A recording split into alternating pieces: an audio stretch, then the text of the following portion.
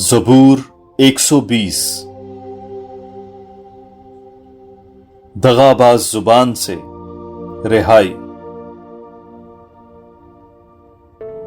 میں نے تنگی میں مبتلا ہو کر خداوند کو پکارا اور اس نے میری سن لی۔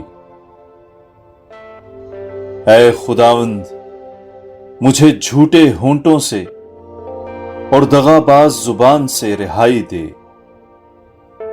دغاباز زبان تجھے کیا دے گی یا تجھے کیا بڑھتی بخشے گی؟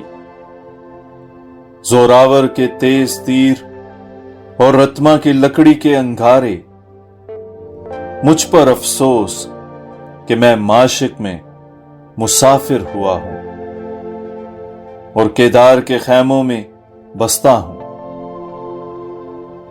میں زیادہ مدت تک صلح کے دشمنوں کے پاس رہا ہوں۔ جب میں صلح کی باتیں کرتا ہوں تو وہ جنگ کے لیے آمادہ ہوتے ہیں۔